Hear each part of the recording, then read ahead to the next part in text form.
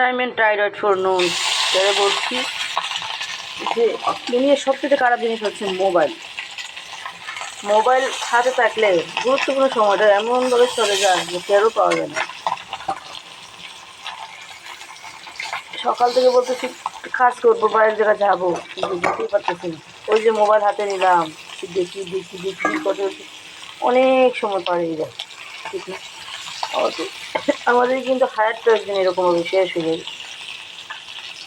একদিন এরকমভাবে শেষ হয়ে যাবে। একদিন দেখবো যে ঠিক দুনিয়া যেমন কবর যেমন টাকা আসবে তখন চলে যাবো, যে কিছুই করতে পারলাম না।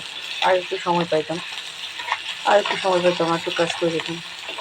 আসলে মানুষ, আমরা কিন্তু চিন্তা করি না, আবেগের বসে কত কিছু করে ফেলি, সময় নষ্ট করতেছি, কত কিছু করতেছি, গুনার কাজে লিপ্ত হইতেছি।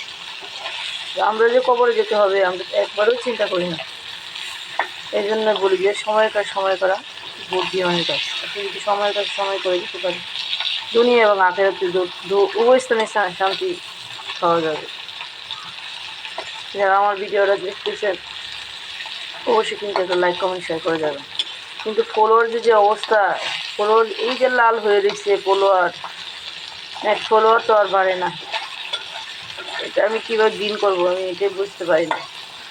আমি অবশ্য সবারই কমেন্টে কিন্তু রিপ্লাই দিতেছি, সবাইকে লাভ রিয়াকশন দিচ্ছি, সবাইকে ঘটনামূলক কমেন্ট করছি, ফায়দা পাইতেছি না। সবাই কিন্তু আমাকে সাপোর্ট করেন।